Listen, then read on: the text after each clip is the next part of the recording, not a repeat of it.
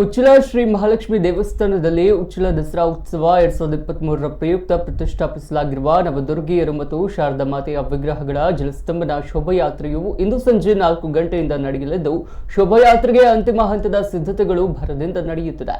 ನಿನ್ನೆ ರಾತ್ರಿ ದೇವಸ್ಥಾನದಲ್ಲಿ ಸಭಾ ಕಾರ್ಯಕ್ರಮ ನಡೆದು ಕಾಶಿಯಿಂದ ಬಂದ ಪುರೋಹಿತರ ತಂಡದಿಂದ ನವದುರ್ಗಿಯರಿಗೆ ಗಂಗಾರತಿ ನಡೆಯಿತು. ನಿರಂತರ 9 ದಿನ ವೈವಿಧ್ಯಮಯ ಸಾಂಸ್ಕೃತಿಕ ಕಾರ್ಯಕ್ರಮ ನಡೆದು ಅಭೂತಪೂರ್ವ ಯಶಸ್ಸು ಕಂಡ ಉಚ್ಚಿಲ ದಸರಾಗೆ ಇಂದು ತೆರೆಬೀಳಲಿದೆ.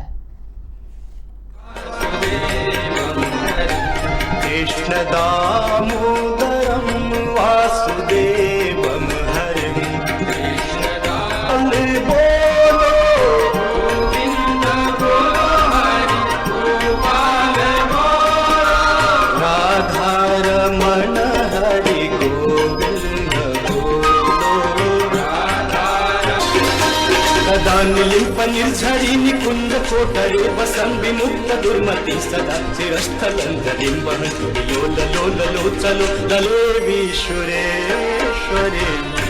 Bhagwati Gange देवीश्वरेश्वरे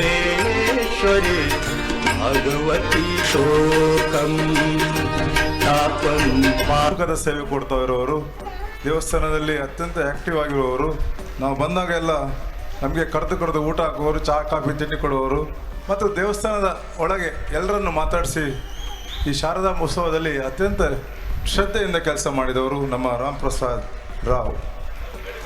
thank you. ಅದೇ ಸ್ವಲ್ಪ ಗಡಿಬಿಡಿ ಜಾಸ್ತಿ. ಅನ್ನ ಪ್ರಸಾದವನ್ನು ಮಾಡಿದ್ದೇವೆ. ಹಾಗೆ ರಾತ್ರಿಯ ಪ್ರಸಾದ ಸರಿಸುಮಾರು 1 ಲಕ್ಷ. ಅದಕ್ಕೆ ಅಡಿಗೆ ಭಟ್ರಾದ ಬಾಲು ಭಟ್ರೆ ಕಾರಣ.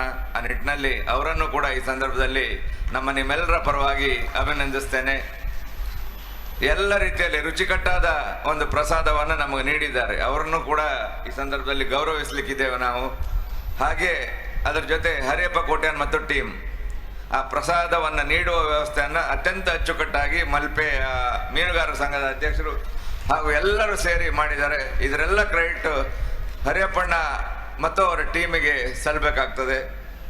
ಹಾಗೆ ಮಂಗಳೂರು ಮೀನುಗಾರರ ಸಂಘ ಇರ್ಬೋದು, ಪೊಲೀಸ್ ಇಲಾಖೆ ಇರ್ಬೋದು, ಅಗ್ನಿಶಾಮಕ ಇರ್ಬೋದು, ಸ್ಕೌಟ್ಸ್ ಆ್ಯಂಡ್ ಗೈಡ್ಸ್ ಇರ್ಬೋದು, ಆರೋಗ್ಯ ಇಲಾಖೆ, ಮೀನುಗಾರಿಕೆ ಇಲಾಖೆ, ವಸ್ತು ಪ್ರದರ್ಶನ, ತೋಟಗಾರಿಕೆ ಇಲಾಖೆಗಳು ಕೂಡ ನಮಗೆ ವಸ್ತು ಪ್ರದರ್ಶನದಲ್ಲಿ ಭಾಳಷ್ಟು ಸಹಕಾರವನ್ನು ನೀಡಿದ್ದಾರೆ. ಇವತ್ತು ಭಾಳಷ್ಟು ಜನ ಅದನ್ನು ನೋಡಿ ಭಾಳ ಸಂತೋಷವನ್ನೇ ವ್ಯಕ್ತಪಡಿಸಿದ್ದಾರೆ. ಮಾನ್ಯ ಶಾಸಕರಿಗೆ, ಜಿಲ್ಲಾಡಳಿತಕ್ಕೆ, ಹಾಗೆ ವಿಶೇಷವಾಗಿ ಯತೀಶ್ ಕಿದಿಯೂರ್